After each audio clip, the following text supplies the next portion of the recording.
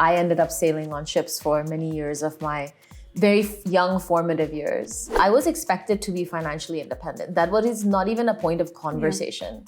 And I'll give a great kind of anecdote here. You know, when I got into my 20s, it's very normal that rishtas come to the family in Indian culture. And they would go to my father, and my father said I am not the owner of my daughter. If you are interested in my daughter, please speak to her. I trust her decision. Why didn't you go deeper into politics and policy making, and why did you choose the entrepreneur's route? Early 2010s, the 2010 to 15 window. And it was the beginning of the mobile wave in the country, right? That Sada Nokia phone had taken off. Everybody had a hand phone or starting to have one. And I was like, oh, okay. India's growth story is starting now. You know, our depth and scale of local stores is huge. These will have to digitize. The way retailers were getting data is one retailer would get Wi-Fi in his store and all the stores in that gully would share that Wi-Fi. It's not because they were getting data, because data was really expensive.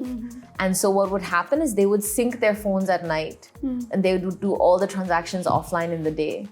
Right? This was 6 or 7 years ago. That's it.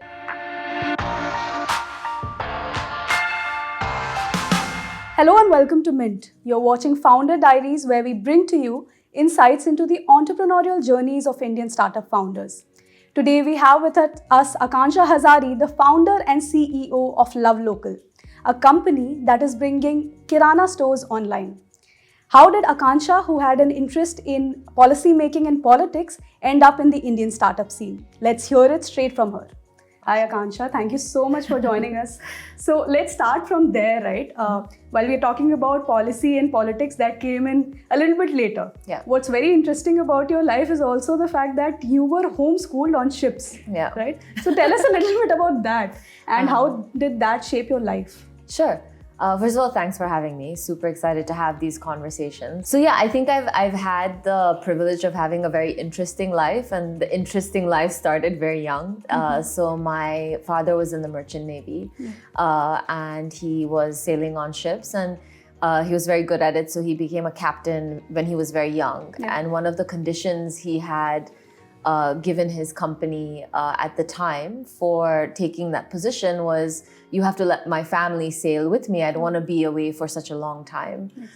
So with that condition, which was very unusual at the time, I ended up sailing on ships for many years of my very young formative years. So a lot of the time I would, study. My mom would teach me on the ship, and then I would go back home to take exams in Pune at the time. I think it's an interesting way to grow up.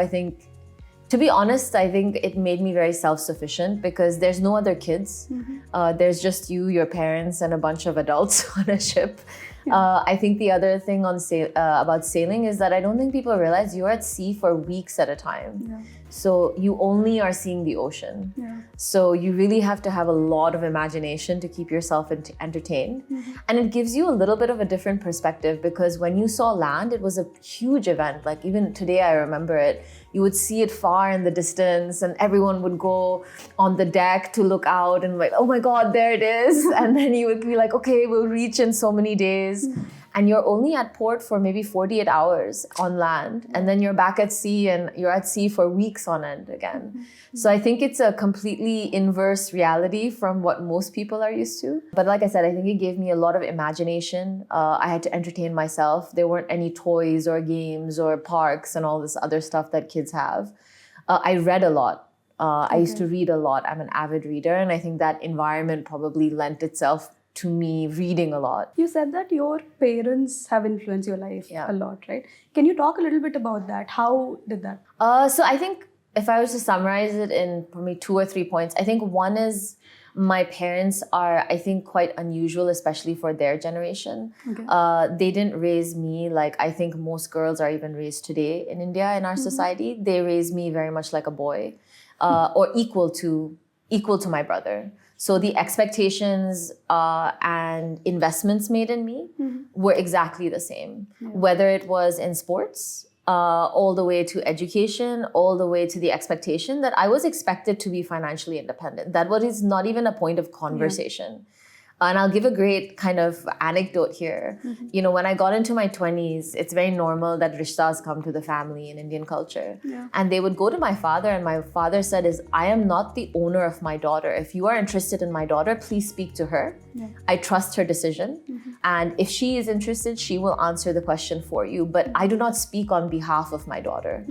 And I thought that is completely unusual, frankly. You had that sort of autonomy early on. Yeah, I was given that autonomy and I was expected to handle that autonomy, and my parents had a lot of trust in me. Why didn't you go deeper into politics and policy making, and why did you choose the entrepreneur's route? In truth, it was first actually pre-med, but I was a huge disappointment because I didn't want to do medicine. But yes, after that it became policy. I actually tried to pursue it. My first job was in policy. I moved to Washington in the US. After I graduated, I worked in the policy world at a think tank called the Aspen Institute. If I'm very honest, I became very jaded. Unfortunately, came to see that honestly, a lot of politics, irrespective of country, is very corrupt and very self-interested. And so after working in the policy world for about 2, nearly 3 years, I was like, actually, a lot of these people are not interested in making a difference. They are very self-interested, and politics is a business, but a business that is there to serve a very small group of people, even in a country like the US. And so I didn't want to be a part of it. And when I was 20, in parallel to me starting my first job, I actually had my first startup. And it was a bit of an accident. Me and a few friends started the first policy think tank in the US, actually I think in the world, for young people, called Young Professionals in Foreign Policy. And that was actually my first taste of entrepreneurship. And while I was becoming very jaded with my day job at the time, I was becoming very inspired with my entrepreneurial or accidental entrepreneurial journey that, like you can solve problems by building things. And if you do a really good job at building them, you can, one, have an impact at scale, and hopefully you can continue to have an impact after you exit that business. So YPFP for short, Young Professionals in Foreign Policy, I exited it when I was about 25, 26 years old. It was only in 3 countries at the time. Today, YPFP is in 11 countries. At the time when I left, we were profitable. We were doing a net $3 million profit per year. We were completely bootstrapped. We didn't raise any external capital. YPFP today is exponentially bigger. None of the founding team or the founders are involved. And it's been around for more than 15 years at this point. And so to me, that is building something that solves a problem, that continues to scale, and that exists beyond the lifetime of the original team. And that really is something that, okay, we made a difference and we're continuing to make a difference. So and then you also realized that you found success through entrepreneurship. Exactly. And so I was like, I like this. And then I basically got it in my head that, okay, I want to spend time building things to solve problems, which now we call entrepreneurship. I didn't know the word then. And then I just got it in my head, to be honest, that I wanted to build my next business in India. And I worked in the middle in the professional sector because I hadn't studied business formally in undergrad. So I went into consulting. I did, clean tech investments, M&A, all that good stuff, kind of strengthened my business skills. Then moved to India with consulting because I hadn't really lived here in a long time. So I thought, let me live here, work here, understand the opportunities, understand where India is. Till then, did the idea of starting up in India already? Yeah, that was it. I was going to start a business in India. I didn't know what, I didn't know when. I thought I could have a huge impact. And I wanted to find the right time to participate in India's growth story. Because I had grown up in Pune for a short amount of time and I grew up in Hong Kong. So I've kind of had a front row seat to China's growth story, right? And so I started to look at India growing up and I was like, okay, like it looks like we're gonna go through this same journey, maybe a little bit later. And what I really saw growing up in Hong Kong was that the people who were part of those years that China grew didn't just build their business, they kind of participated in the overall story of China and contributed to the overall growth story of China. And to me, that was such an exciting and interesting thing to be a part of, because then your impact is not just your company, but it's also part of your kind of country as well, right? Yeah. You're not just one. To be honest, if I went and built a business in the US today, I'm like a tiny cog in this huge machine, and whether I'm there or not doesn't really matter. I'm not sure. I'm not really part of building that country. Yeah. But when I saw that in China, I was like, I think I would love to be a part of that story in some way and build a business that could make a difference in India, but also hopefully contribute in some small way to the overall growth of India. And that's when it just got stuck in my head, I think. Let's talk about your first venture, mPaani, and how that matured into what its LoveLocal today. avatar is. So, talk us through that journey. So when I came to India with consulting, I was working in a consulting firm, and I was very fortunate. I got put on an agri-tech project for the client. So this client basically wanted to see how mobile technology could be used to improve productivity, efficiency of agriculture and of farming and farmers. So with this project, I actually got to travel across India for an entire year. I literally lived in villages in India from Karnataka to Arunachal for a year. So I've also gotten to see what a beautiful country we have. And when I was traveling, I was like, okay, it was an interesting time. This was around the early 2010s, the 2010 to 15 window. And it was the beginning of the mobile wave in the country, right? That Sada Nokia phone had taken off. Everybody had a hand phone or starting to have one. And I was like, oh, okay, India's growth story is starting now, right? We're at the beginning. When I was traveling, I was like, okay, so technology is coming. Suddenly we're going to be able to build tech companies in India and for everybody, because everyone's going to have this mobile phone. And when I was traveling, I was like, okay, agriculture is a high impact sector. It's a huge part of our economy. But then when I was traveling, obviously I was shopping at Kiranas, right? No matter how big the city, how small the city, how big the village, how small the village, there was a dukaan, right? And I was like, oh, this is interesting. Our depth and scale of local stores is huge. These will have to digitize. So I was like, and this obviously here is also a very high impact way of introducing technology. And to be honest, looking at those two, I was like, well, I as a consumer understand retail more because I'm the consumer on the other side of this store. I've never been a farmer, so this will be a lot harder for me to understand. And I also my instinct was that retail would adopt technology faster than farming, just because also it's in the cities, everything. So I was like, let me look at this sector. And that's honestly where the seeds of mPaani came about. Is like, I wanted to digitize local retail. I think it needed to be done as part of India's growth story. I think it's a better consumer experience and where we're headed anyways. And also it's high impact because you're empowering retailers who don't really understand technology with tools that they wouldn't otherwise be able to build themselves. And that's kind of where it started. And mPaani was the first version of that because it was pre-Geo. And I don't think people realize how fast India has changed. Geo only happened 6 years ago, right? 7 years ago, we were all like still using SMS. I think less than 10 million people had smartphones with data, like using data frequently. And so you could really only build for people in metros. And if you wanted to build for everyone in a metro, like mPaani was a hyper-local loyalty program. You could earn points when you shopped at local stores and you could redeem them. But the stores didn't have smartphones yet. And most consumers didn't have smartphones yet, right? So we couldn't kind of do e-commerce yet. So we said, okay, let's do loyalty. It's a layer on top of e-commerce. And just to give you context, the first versions of mPaani, now LoveLocal, were built on SMS shortcode.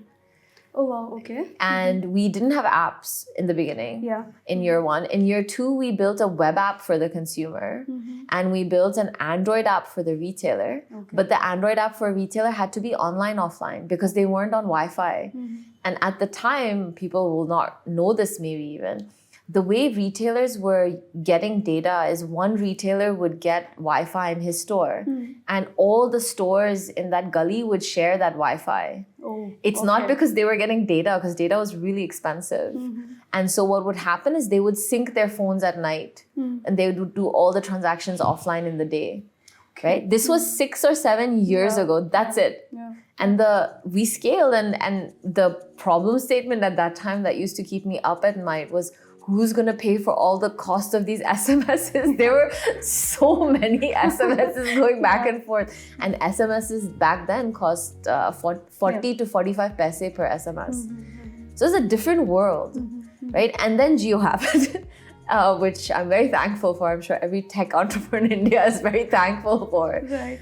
So Jio happened, Aadhaar happened, and UPI happened, and GST happened. Yeah. And these have been 4 major things that have really laid the groundwork for us to seriously move forward in our tech growth journey as a country. Right. And with those 4 things happening, we were like, okay, we can actually now build the e-commerce platform that we've always wanted to.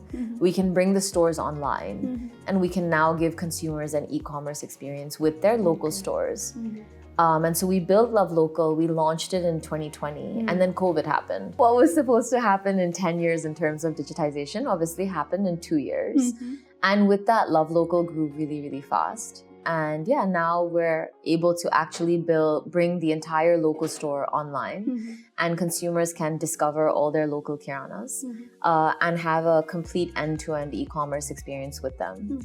We obviously specialize in the freshness category, so fruits, vegetables, meats, fish, things like mithai, dry fruits. We're bringing dairy, all the things where quality, trust, and freshness really matter, and where honestly other platforms will not be able to fill these needs with those quality standards, whether it's a dark store or warehouse. And with that, we've also kind of leveled up on e-commerce. So we've, as of this year, actually introduced video-based shopping for the first time. And this is, again, goes back to me growing up in Hong Kong. One of the things that honestly, it gives me a lot of insight into is I follow what happens in China very closely, right? And video-based commerce has been huge in China from pre-COVID. Okay. And through COVID, farmers in China started using video shopping to actually survive the pandemic. So selling fruits, vegetables, and fresh products online during the pandemic took off in China in a huge way, including live selling. And I looked at that model, I was like, it makes sense. Why do we go to the market? We go to look at the fruits, vegetables, because when you're on an app, you really cannot see the quality, right? And so it makes sense that you would want to actually use now the tools available to us like video to actually see the market. Why do you have to physically go to the market? You can and these are the Kirana store people that are putting up these videos online, and how does that So currently we assist them with it because obviously it's the first time anyone has done video shopping in India. Over the next year, as they get used to it and understand how it works, they will be able to create their own content and including introducing live selling. So one of the things that's huge again in China is live selling. So let's say dukandar will go online. Let's assume it's summer and it's mangoes. He will start live selling mangoes for the next 30 minutes and say, I have a sale, look at these mangoes, look as you cut the mangoes, I have these types of mangoes. So they will live sell just like you would see like an auction house on TV or something. That has been happening in China for a number of years right now. And actually that trend is now picking up in Southeast Asia. So from commerce, it will also be content for Exactly. So I would say, imagine if e-commerce and Instagram had a baby. That's LoveLocal. Interesting. Okay. Yeah. Got it. So your focus is also on Mumbai, right? Yes. Tell us about that. Why the decision to focus on Bombay, and are you planning to also look outside of Bombay right now? So first we're starting in Mumbai because obviously I made the decision to move to Mumbai. And why Mumbai? To be honest, especially as someone who spent a lot of time overseas, Mumbai is the true international city of this country. It is incredibly cosmopolitan. It is our real big city. And I don't know how much you're into history, but if you actually look at Mumbai's history, even under colonization, Mumbai was selected to be India's first big city, right? And I will just crack one myth here. Whenever you go to South Mumbai, you look at the buildings and we say, oh, the British built such nice buildings. I just want to fact check in case people don't know. Those buildings were built by Indians and paid for by Indians. So we need to stop. That's a completely historically incorrect narrative here because the British refused to pay for anything in Bombay. So actually the merchant princes in Bombay, so all our big families who made money then, they designed Bombay and they built Bombay and they paid for Bombay. And the only reason the buildings look like that is in good Indian style. They would get basically put out requests for proposals for these projects, and they would send it to the best architects all over the world. They would get the blueprints, and then we would copy it. And then we would build it ourselves and we would pay for it. So the only reason those buildings look and remind us of kind of, English or European buildings is because we took those blueprints and those kind of suggestions. But like I said, we built it ourselves. And if you look at some of our buildings, we used to get the universities to customize it. So if you look at the courthouse in Mumbai, South Mumbai, you'll see peacocks and flowers, Indian animals across these European buildings. Yeah. And that's actually because they invited the students, and it's actually now a style of architecture that's unique to Mumbai called Mumbai Gothic, which you cannot find anywhere else in the world. It's a complete departure from the answer of my question, but I wanted to check that. But yeah, Mumbai is an international city, was built as an international city hundreds of years ago. Yeah. And I truly think it is India's New York, London, etc. And we're getting faster and faster to being in the same breadth of these cities as our infrastructure develops. Have other companies also tried bringing Kirana stores online? And what was the problem that they faced and that you were able to solve right now? I think many have come and gone, if I'm very honest. Yeah. I think when people have solved for e-commerce, they've always come from just looking at a consumer's perspective. Okay. And so quickly the journey that they go through is that first they'll source from a store. Then they'll be like, oh, I don't have enough control. Because you will inevitably start having to manage your supply side of the marketplace. Yeah. And then we're like, oh, it's easier if I open a dark store, right? And then you are down a different path. The same with controlling the delivery. I think the other reason is a lot of what's been built in India around e-commerce has been copycat or let's say mirrored or inspired by the West, right? Yeah. It's not really been, hey, let's look at the Indian model and build for India. So, Gorillas became huge overseas in terms of quick commerce. Then we had quick commerce here. Yeah. Before that, you had Amazon overseas, and then Flipkart got born here. You had Dash Store overseas, then we've had Swiggy and Zomato here, which is great. They're phenomenal companies. But I also think that's also kind of dictated the path that they've taken. Yeah. The reality is that, especially in daily essentials, today more than 95% of shopping, even in Mumbai, happens at local stores, whether it's grocery, fruits, vegetables, medicines, you name it, in daily essentials. That hasn't changed. To me, if you're building an Indian e-commerce company, understanding Indian consumer behavior and preferences and our retail distribution, it makes sense to digitize the local stores we already have. It also is more economically viable because right now the space is struggling with profitability and unit economics. Just to give you an interesting number, on average for our peers, it costs them anywhere from 100 to 130 rupees to process an order, right? If you take dark store cost, last mile delivery cost, product cost, etc.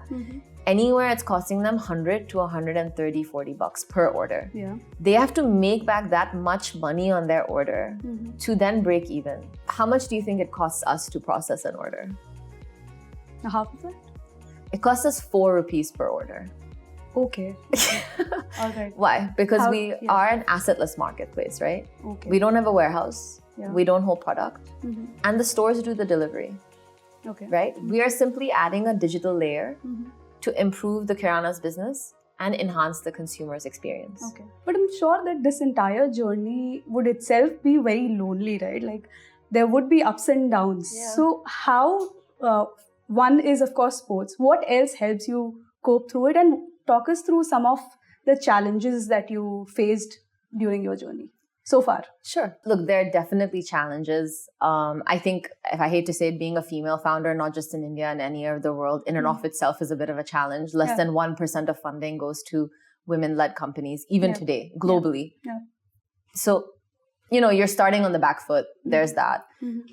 As you show some track record over time, it improves, but still it's definitely not on a fair or even playing ground with the opposite gender. Yeah. Other than that, I think I moved to Bombay. I didn't know anyone. I didn't have family here. There was a learning curve there for me. Yeah.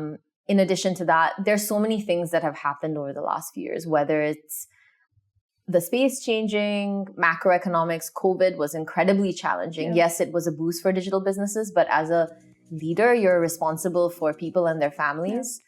Now we can look back and know it was 2.5 years, etc. When we were in it, we had no idea. You know, I'm very sad to say we lost 3 people on our team. That's probably the worst thing that can happen to any family, and that you as a founder or leader imagine you'd ever have to deal with, right? That you're actually, forget running a business, you're just worried about your team staying alive. So that I would say was probably the hardest thing and impacted, you know, anyone and everyone globally.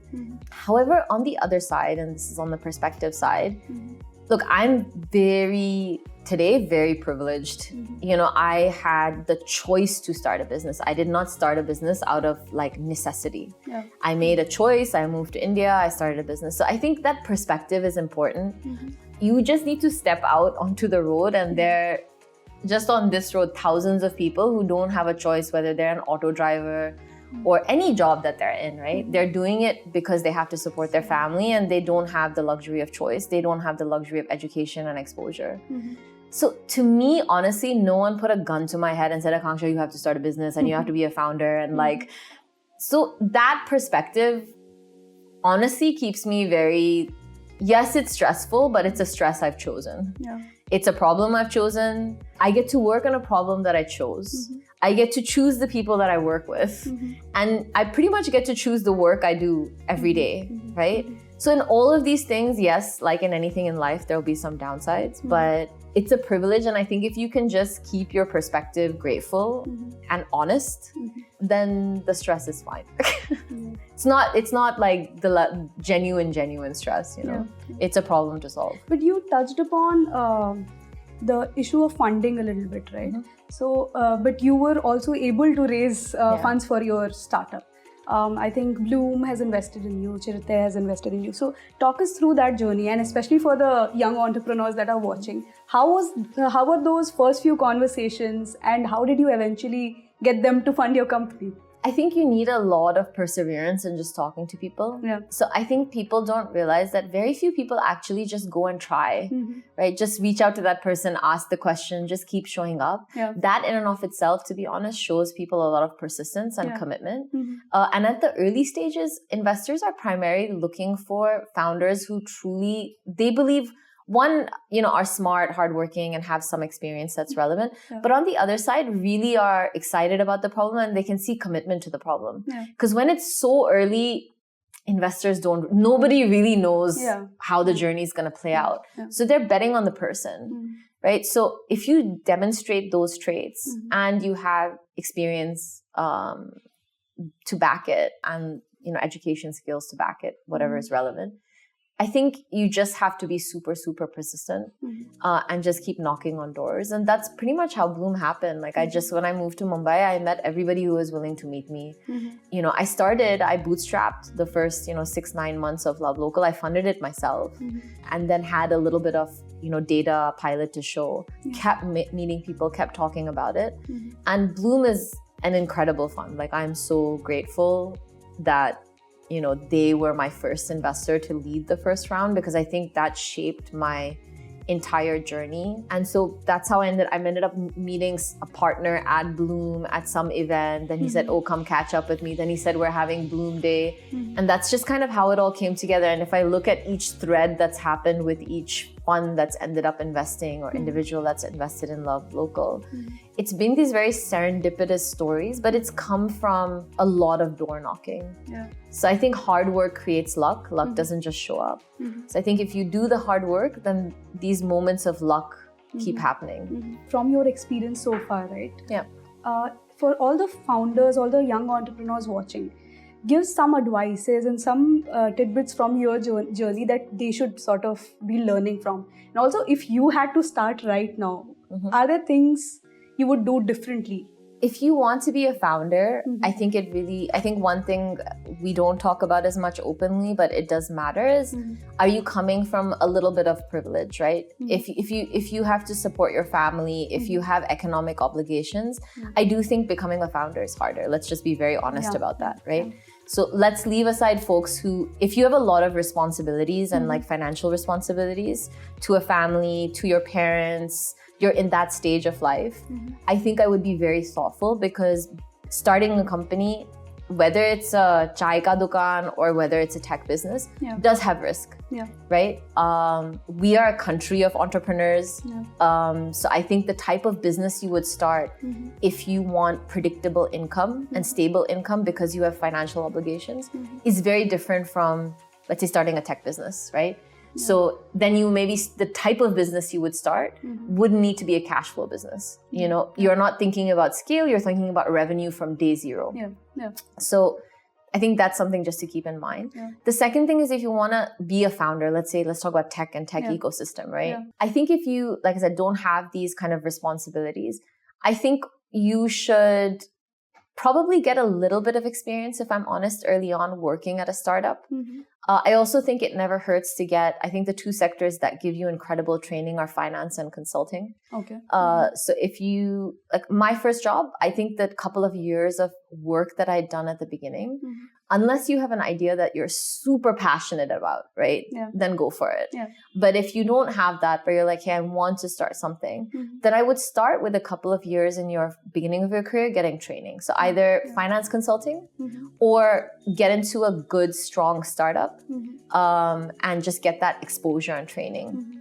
After that, I think what happens is you have enough exposure to start thinking about what you'd be interested in, right? I think founder offices roles are always really great to get exposure. So I've seen that, like we have a founder's office. I typically look for people who've come from finance and consulting, maybe 1 to 2 years, bring them into a founder's role. The founder's office role gives you exposure to the entire business. Then you can figure out, you know, oh, this is how a startup operates. Either that, hey, I want to be a product manager or I don't want to start something yet. Or, okay, I have a good understanding. Now let me go out and start something of my own. After that, like I said, I think you need to be very clear. It's going to take a long time. Are you able to invest that time? The chances of success, honestly, you just statistically look at it, are very low. So I definitely be very thoughtful about the problem you want to solve and deeply, deeply care about that problem because you're going to need that passion and that purpose to get you through, you know, the non-linear journey and the hard days. And I do think, you know, if you're failing, fail fast and try a new model really quickly. I've seen, you know, and I've interviewed a lot. I think it's great that people have had the courage to try, but sometimes I see stories where it was probably quite clear early on that this model wasn't working, but people get very wedded to it and sometimes can drive themselves into debt. That is the worst. Do not do that, right? If you want to start, you know, either be very clear that I'm going to have this much risk capital that I'm going to risk. Once I hit this, we're done. Or, you know, raise money. Venture capital is risk capital. It is there to take risk. They're expecting 8 out of 10 companies to fail, right? So go ahead, if you can raise some money, go ahead and experiment with that. I think when founders take from friends and family, unless friends and family are uber wealthy and it's, you know, doesn't matter to them, that can become an issue. You know, kind of stay away from that. I think it impacts them for a longer time if you've taken loans from your family or friends that really, really matter to them, or even gifts or whatever it is, grants. I just think be very careful about how much capital you take and who you take it from. Chances are it's not going to work the first time at least. And so I just think experiment, but experiment thoughtfully so you don't at the end of that kind of end up in a really bad situation. And then persevere, man. If you believe in the problem, you're passionate about it, keep persevering and you'll find a path, and be flexible and adapt, because what you think you're going to build at the beginning and what it looks like is so different from what you end up building. You know, very strong point to end this conversation on, but I would also want to do a short rapid fire with you if you're okay with it. I just have a few words that I'll say, and the first thought that comes up in your mind, you can share it with me. You said that you're an avid reader, right? A book. Right now I'm reading The 3-Body Problem. It's not my favorite book, but it's what I'm reading right now. Right. What is your favorite book? I like To Perpetual Peace by Immanuel Kant. One of my favorite books. I love how you thought about this entire thing because you read so much, you were not able to select one book. Okay, interesting. TV show? I can tell you a movie I'm obsessed with, which is maybe not the norm. I love The Hunger Games. Oh wow. Okay. Okay. I love the movie, and I also think it's a very interesting narrative on the society we live in today. Okay. Interesting. Early bird or a night owl? Oh, night owl. I thought you would say both because you're a startup founder, so you have to get up early, leave late. Yeah, you know what? I startup. Look, I'll say another thing. We love these narratives. Yeah. They're bullshit. Like, people need to get 7 hours of sleep, 6 to 7 hours of sleep in a day. Everybody's working hard. I don't think we need to glorify it. I think being healthy and working hard and having a good diet is the way to go. Fitness and health is a competitive advantage. Right. So if you think you're sitting there, anyone, I personally hate it. You'll find people going on like, I don't sleep, I work 24 hours a day. Number one, that's bullshit. Yeah. Number two, that's incredibly unhealthy. Yeah. Health is, like I said, health and fitness are incredible fitness advantage and professional advantage. If you can not fall sick, if you can work brutal hours and travel between cities, if you can pull those long days and nights when you need to, you will only be able to do that if you are healthy and fit. And if you're healthy and fit, it means that you're smart enough of eating well, making sure you exercise every day, and try and get 6 to 7 hours of sleep a night. Yeah. So, yeah. Right. Perfect. So, last would be LoveLocal. Yes. Your thought about LoveLocal. Okay. We actually moved on from the rapid fire format very quickly. Okay, for LoveLocal, impact. Impact. Yeah. Right. I think on that note, we'll end this conversation. Thank you so much, Akansha. Thank you. Thanks so much.